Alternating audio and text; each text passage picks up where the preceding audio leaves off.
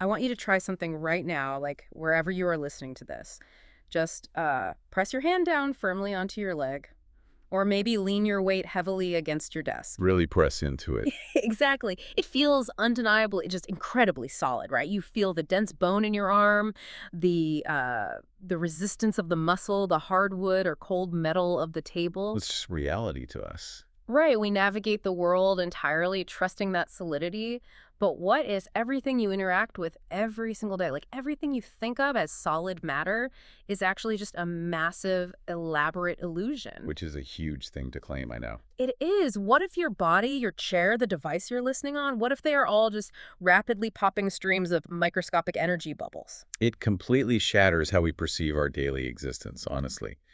And today, we are digging through this really fascinating stack of conceptual notes, plus a script from a show called Mind and Matrix. Yeah, it's a wild set of sources. It really is. Yeah. And the mission for this deep dive is to look at how these specific sources bridge what seems like an impossible gap. I mean, they are taking ancient Abhidhamma philosophy, which is this framework that's literally thousands of years old, and showing how it maps almost perfectly onto modern quantum physics. Okay, let's unpack this, because if I am not actually a solid physical object sitting in a solid room right now, I really need to know what exactly is going on here. Fair enough.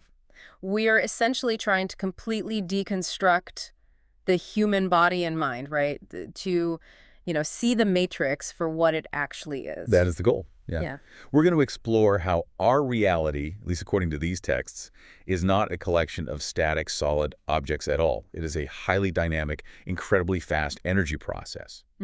But to even begin to grasp this, we had to kind of throw away the picture of reality most of us were handed in, like middle school science class. You mean the tiny billiard balls? Yes, exactly. Like the idea that if you zoom in past the cells, past the molecules, you eventually hit an atom that looks like a little solid sphere with other little solid spheres orbiting around it. Precisely. We have to zoom way, way past that, down to the ultimate indivisible unit of matter described in these texts, which is called the Rupa Kalapa. The Rupa Kalapa. Right. And a Kalapa is absolutely not a solid spherical particle. It's described more like a fiercely vibrating string or a tightly intertwined coil of just intense energy. And it doesn't even stick around. Like, the sources point out that the lifespan of a single Kalapa is exactly 17 mind moments. Which is fast. Yeah, which in human terms is a fraction of a fraction of a fraction of a second. It just pulses into existence, vibrates furiously, and then vanishes almost instantly. In the blink of an eye. Faster, actually. But inside that microscopic window, there's just a ton going on. The texts say every Kalapa is made of 8 inseparable properties coiled together.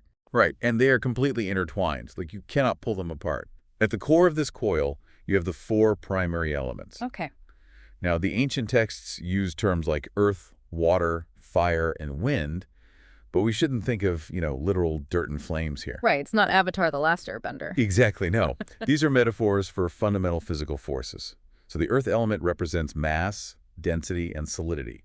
The water element is a cohesive force. It's basically the glue pulling things together. Got it. Then the fire element represents thermal energy and temperature.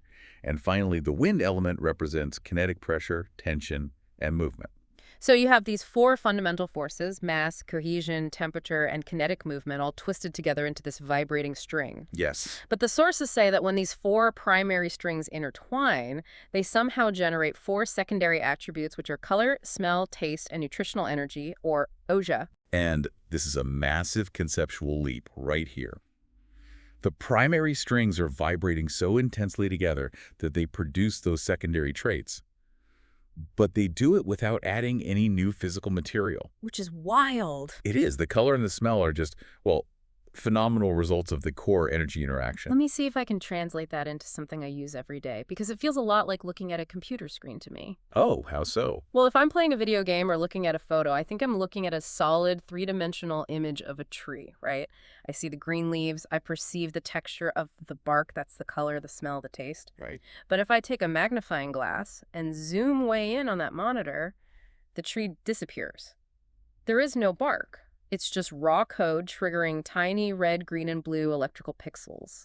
A great way to look at it. Those base pixels, basically the 4 primary elements, work together to generate an emergent illusion that my brain happily hallucinates as a tree. What's fascinating here is how the source material uses an analogy that perfectly mirrors your computer screen idea, but it grounds it in pure physics. Oh, really? Yeah, think about 4 physical copper wires. If you twist those wires tightly together and run a really powerful electrical current through them, they change. Okay. They start to emit a bright light, they radiate physical heat, they might even produce a low humming sound, and they generate a magnetic field. But I didn't add a light bulb or a heater to the setup. I just have the same 4 wires. Exactly.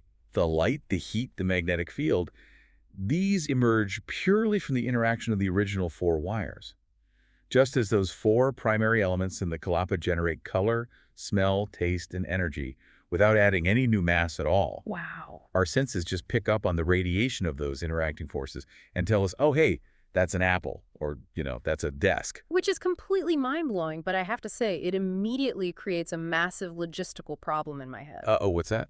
Well, if you and I, and the desks we are sitting at, and the floor beneath us, if we are all just made up of these vibrating, intertwining coils of raw energy, why doesn't the whole universe just collapse into one giant, dense block of goo? The goo question. Yeah. Like, if there are no solid borders anywhere, what stops my body's energy strings from just melting right into the chair's energy strings? That is a great question. And it comes down to an incredibly delicate internal tug of war. Inside every single Kalapa, there are opposing forces locked in constant combat. Remember the water element we mentioned? Yeah, the cohesive glue. Right, that cohesive force is desperately trying to pull everything inward, trying to contract the system so it doesn't just fly apart into chaos. But it's fighting against the wind element, right? The kinetic pressure. Yes. The wind element acts as this repulsive, expanding force. It is constantly pushing outward, trying to burst. So you have water pulling in, wind pushing out, and then the earth and fire elements are in there regulating the overall mass and temperature of this tiny quantum balancing act. Yeah. Okay, so that keeps the individual Kalapa from collapsing in on itself. But what keeps one Kalapa from crashing into the one next to it? How is there any dimension or shape to the world all? So the ancient texts introduce the concept of space, which they call akasa, and they treat it as a fundamental boundary. Space as a boundary. Yes. But we have to be careful here. Space is not some sort of physical shell or armor wrapping around the Kalapa like an eggshell, Right, it's not a container. Exactly. It is the literal absence of matter that acts as a buffer.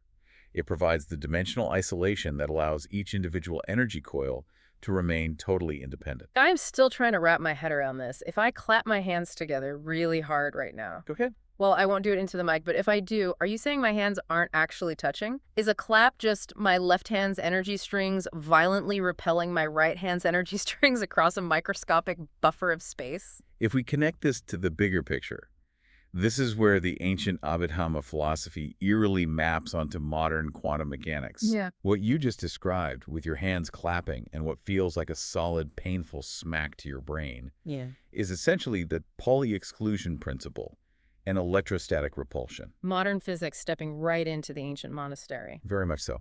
Modern physics tells us that the electrons on the outer edge of the atoms in your left hand fundamentally repel the electrons on the outer edge of the atoms in your right hand. Because they can't be in the same space. Exactly. They refuse to occupy the same quantum state. So they push back against each other with incredible force. Your brain just interprets that repulsive force as a solid impact, a physical touch. That is so wild. The ancient texts are describing the exact same physical reality. They just use the language of elemental forces and Kalapas instead of subatomic particles and electron clouds. So we have figured out how we take up space without melting into everything else. We are incredibly brief, fiercely vibrating strings of energy repelling each other in a vacuum. Right. But that only solves the physical geometry. Right. What about time? What do you mean? Well, if these Kalapas only live for 17 mind moments, which is literally just a flash, how did I survive the drive to work this morning? Something has to be relentlessly generating these new bubbles, or I would just blink out of existence the moment I woke up. You're completely right. There has to be an engine. Or, more accurately, multiple engines.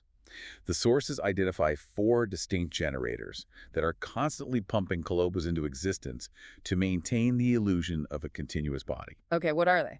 They are past momentum, your real-time mind, environmental temperature, and physical nutrition. Let's translate those really quick. Past momentum, or karma, acts as the core operating system, or like the foundational hardware you were born with, right? Yes, the baseline. Then the mind, or citta, is your real-time emotional and cognitive state.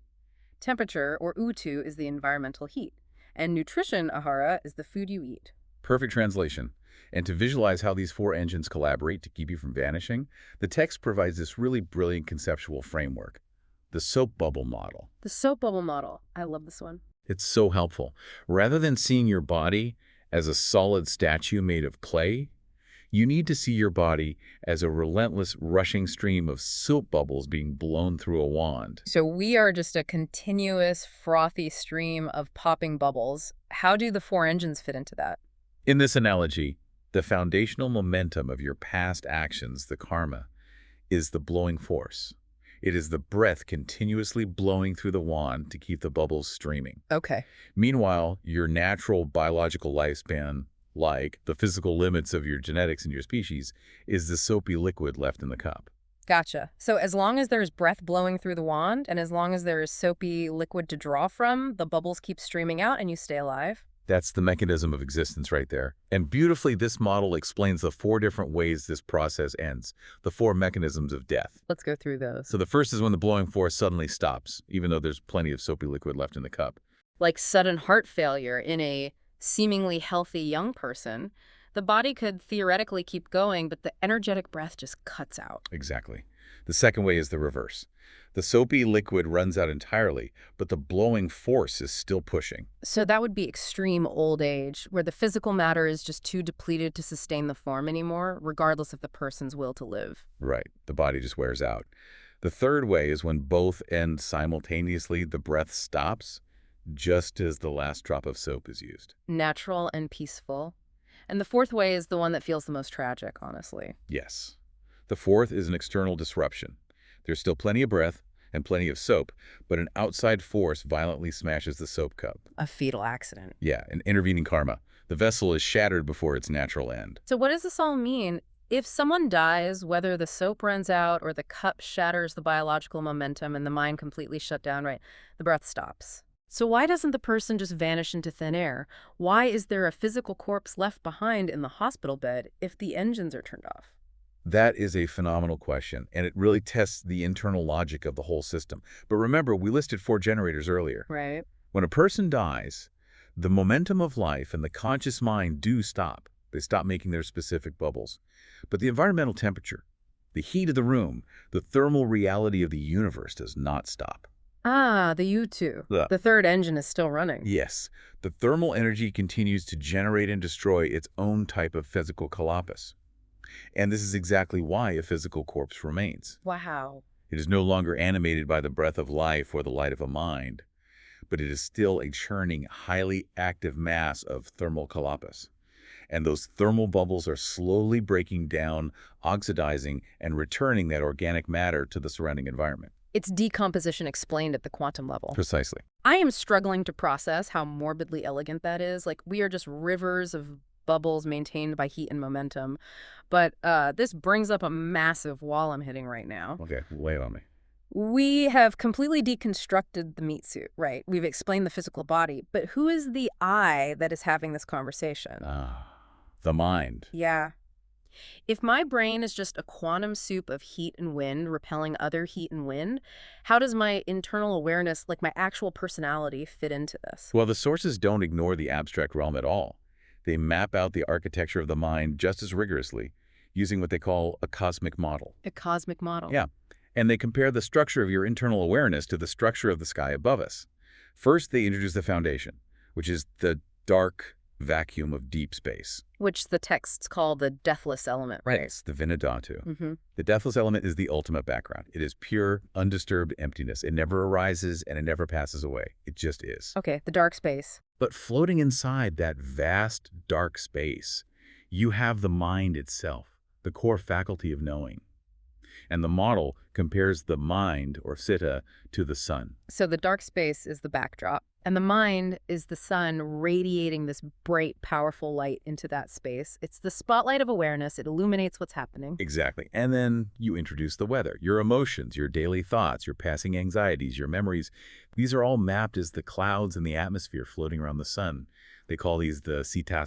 Here's where it gets really interesting, especially when we try to drag these ancient philosophies down into a modern Tuesday afternoon. Oh, let's do it. So let's say you're driving to work and someone aggressively cuts you off in traffic and you have to slam on the brakes. We've all been there. Instantly, your heart rate spikes, your face gets hot, and you are just furious. Our immediate biological default is to identify completely with that weather. We tell ourselves, I am angry. Right, we become the storm. But looking at this cosmic model, it says you are fundamentally wrong. You aren't the anger. You are the dark space. The anger is just a temporary, brightly colored storm cloud passing in front of your sun. This raises an important question, though. It's one thing to say, I am the dark space, while sitting comfortably listening to a deep dive. Sure. It's another thing entirely to realize it when someone actually cuts you off in traffic. Yeah. So how do we actually utilize this framework? Right. What's the practical application? According to the texts, the practical application of all this quantum and cosmic theory is meditation, specifically Vipassana. But not just meditation to, like, lower your blood pressure. Right, far from it. The ultimate goal of this specific contemplative practice is to destroy the illusion of solidness, which they call ganasana. From an evolutionary standpoint, the human brain evolved to keep you alive in the jungle. It evolved to see a solid tiger, not a cluster of vibrating Kalāpas, because running from a solid tiger keeps you from being eaten. Your brain actively stitches reality together into a solid movie just to protect you. So the brain is constantly running this background software designed to hide the pixels and only show the solid tree. Exactly. When you sit in Vipassana meditation, the goal is to systematically slow down your brain's sensory frame rate. You sit still enough and observe closely enough that you start to bypass that evolutionary software. You start to see the code. Yes. You begin to experientially feel the tingling, the heat, the pressure, the popping bubbles of your own physical makeup. You realize your knee isn't a solid block of pain, for instance. It's a rapidly changing cascade of elemental forces rising and falling. And you do the exact same thing to the weather in your mind. You watch a cloud of frustration drift into the light of the sun, and instead of saying, I am frustrated, you just watch it drift back out into the dark space without grabbing onto it. Through that rigorous observation, you arrive at the realization of non-self, or Anatta. You realize there is no little manager sitting inside the control room of your head, steering the clouds or blowing the bubbles. It's just happening. It is all just natural elements governed by cause and effect, running their course based on past momentum and current conditions. It is incredibly humbling, honestly, but also profoundly freeing. You just don't have to carry the weight of being a solid, permanent thing. No, you don't. Let's just pause and trace the journey we just took. Because we started this deep dive feeling like solid, permanent individuals sitting in solid chairs. Yep. Then we completely deconstructed our physical bodies into vibrating quantum strings, kept apart only by repulsive elemental forces across microscopic vacuums of space. Quite the shift. We viewed our entire lifespan as nothing more than a fragile series of popping soap bubbles, driven by the momentum of our past actions. And finally, we separated our true, deep awareness from the temporary, chaotic weather of human emotion. It is a radical, almost disorienting way to reorient how you exist in the physical world. It truly is. So to everyone listening, I want to challenge you. The next time you feel that heavy physical tension creeping into your shoulders or that sudden dense mental stress bubbling up before a difficult conversation, just take a second to observe the mechanics of it. Just watch it. Remind yourself that it is not a solid, heavy block of anxiety that you are permanently chained to. It is quite literally just a cluster of microscopic Kalāpas popping in and out of existence. It is just a small cloud drifting through your inner atmosphere. Let it pop, let it drift. And I actually want to leave you with one final thought to ponder, something that builds on the mechanics we've just laid out. We discussed earlier that the real-time mind, your emotional state, is one of the 4 engines that instantly creates physical Kalāpas. Right, the Citta engine. The source text explicitly notes that a state of anger physically manifests in the body by generating Kalāpas with incredibly high thermal energy, the fire element. Wait, it literally boils your blood at a quantum level. Yes. So if that mechanism is true, does that mean every single fleeting thought you have, every quiet, lingering resentment, or every sudden wave of gratitude is actively physically rewiring the elemental structure of your body at this exact microsecond? Oh, wow. Could your momentary thoughts literally be sculpting the density and temperature of your physical matter? Wow. The idea that my fleeting thoughts are physically manufacturing the reality of my cells right now, I'm going to look at my desk and myself entirely differently from now on. Thank you for joining us on this exploration of the source material. Keep questioning your reality, keep watching those bubbles, and we will catch you on the next deep dive.